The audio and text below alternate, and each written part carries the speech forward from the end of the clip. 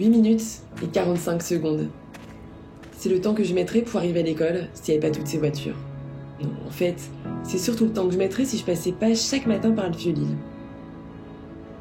Je me souviens au début, je voulais que le temps passe plus vite. Je venais d'arriver à Lille et tout me paraissait différent. C'était parfois plus petit, parfois beaucoup plus grand. C'est drôle, Lille est loin de ressembler à ma Bretagne, et pourtant qu'est-ce que je m'y sens bien. J'ai découvert une grande université, avec sa bibliothèque où j'épuise mes sources d'inspiration, un campus, et surtout une école qui me ressemble. J'ai l'impression d'être dans une grande maison où tout le monde se connaît. Le mardi soir, on se retrouve avec l'asso pour le débrief. Souvent, ça se passe rue de Gand, dans mon bar préféré. Bon, c'est surtout parce que selon Louis, on y trouve les meilleurs saucissons paprika. Et le dimanche, si Antoine arrive à tous nous motiver, on part faire un footing à la Citadelle. Oui, parce qu'on s'est lancé comme défi de faire notre premier semi-marathon avant la fin de l'année. Mais ça, c'est affaire à suivre.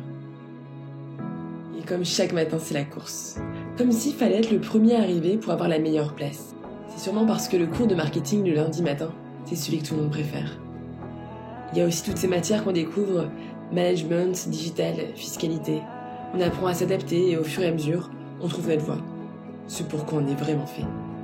C'est avec Arthur que j'ai commencé à animer la radio de l'école. C'est en balançant les dernières nouvelles à ses côtés que je me suis vraiment sentie à l'aise dans ce milieu.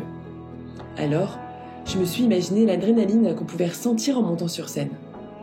J'ai intégré le club de théâtre. Morgane a l'idée de monter la troupe. C'était l'occasion de mélanger les promotions et de rencontrer du monde. On s'est retrouvés tous les jeudis soirs dans l'école pour répéter. Et surtout, pour partir loin. Fallait raconter des histoires, se balancer l'énergie, ou justement, réussir à tout lâcher. Lâcher prise. Prendre confiance. Au début, c'était pas évident. Mais qu'est-ce que ça fait du bien. Cette libération, elle se ressentait plus tard dans les projets en groupe. Il y a toujours ce tableau blanc au début qui fait un peu peur. Puis, une personne se lance et emporte tout le monde avec elle. Tu réponds à une problématique réelle, t'as tout d'un coup le sens des responsabilités. Et tu construis tout. L'année dernière, un groupe a organisé un défilé au Palais des Beaux-Arts. Certains ont participé à la course croisée Redec, et d'autres sont partis à l'international. Aujourd'hui, je me sens prête à découvrir le monde professionnel, en alternance ou en stage. Paul et Marie m'ont parlé de leur expérience en agence de com, et franchement, ça donne envie.